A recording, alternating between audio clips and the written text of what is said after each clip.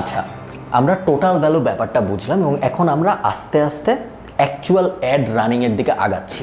আগে থিওরিটা খুব ভালো মতো বুঝতে হবে, বিকজ বেশিরভাগ অ্যাডভার্টাইজিং এক্সপার্ট যা করে তারা থিওরি না বুঝে ডাইরেক্ট বুস্টিং, ডাইরেক্ট অ্যাড চালানো ওদিকে চলে যায়, যে কারণে রেজাল্টটা খুব একটা ভালো আসে না। এবং আমি চাচ্ছি আপনি এমনভাবে আপনার ক্যারিয়ারটা দাঁড় করেন যেন আপনি নিজে ফ্রিল্যান্সার হয়ে কাজ করতে পারেন বা যে কোনো জায়গায় চাকরি পেতে পারেন একজন অ্যাড এক্সপার্ট হিসেবে, ইন্টারন্যাশনালি বলেন, ন্যাশনালি বলেন, যে কোনো জায়গায় অ্যাড এক্সপার্ট হিসেবে আপনি যেন দাঁড়াতে পারেন। এই কারণে থিওরি বোঝাটা খুব জরুরি। এই কারণে আমরা টিভি নিয়ে এতক্ষণ কথাবার্তা বললাম আগের ভিডিওতে। এখন আমরা আস্তে আস্তে একটা ক্যাম্পেইনের আর্কিটেকচার সেট করার দিকে আগাবো, যার মানে হইল একটা ক্যাম্পেইন কিভাবে দাঁড়ায়, একটা ক্যাম্পেইন দাঁড়ানোর জন্য কোন তিনটা ব্যাপার খেয়াল করতে হয়, ওই তিনটা ব্যাপারে কি কি করতে হয় ওগুলো নিয়ে আমরা একটু কথাবার্তা বলবো। যে কোনো একটা ক্যাম্পেইনের জন্য মূলত তিনটা সেকশন আছে, যে তিনটা সেকশনের ব্যাপারে আপনার একদম পুরো ক্রিস্টাল ক্লিয়ার ধারণা থাকতে হবে ক্যাম্পেইনে হাত দেওয়ার আগে।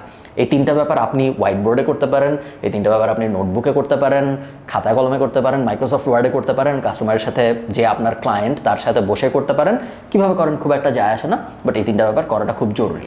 লাস্টের যেটা এই তিনটার মধ্যে সেটা হলো কপি, যেটা হলো কাস্টমারের একদম এন্ড পয়েন্ট, মানে যেটা কাস্টমার মূলত দেখবে, আপনার যে পটেনশিয়াল কাস্টমার। ক্লায়েন্ট বলতে কিন্তু আমি বোঝাচ্ছি যে আপনাকে টাকা দিচ্ছে একটা চালানোর জন্য। কখনো কখনো আপনি নিজেই নিজের ক্লায়েন্ট হবেন যদি নিজের ব্যবসার জন্য এটা করেন।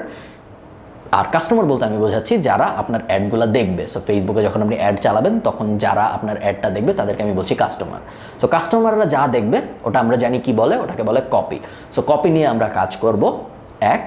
সেকেন্ড হলো কপির ঠিক আগের স্টেপেই আমরা কাজ করব কাস্টমারের জার্নি নিয়ে, এবং সেই কাস্টমারের জার্নির আগের স্টেপে আমরা কাজ করব টার্গেটিং নিয়ে।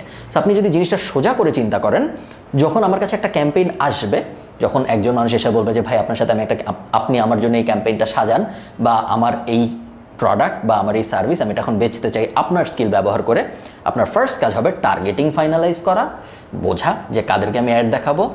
এরপরে আপনার কাজ হবে কনজিউমার জার্নি ফাইনালাইজ করা, এবং লাস্টে আপনার কাজ হবে কপি ফাইনালাইজ করা। এই পুরো ব্যাপারটা আপনি যখন ঠিকঠাক মতো করতে পারবেন তখনই যে আপনি আসলে পারফেক্ট একটা অ্যাড রান করতে পারবেন। এবং এর পরের যে তিনটা ভিডিও, ওই তিনটা ভিডিওতে এই তিনটার ব্যাপারে আমরা ডিপ ডাইভ করব।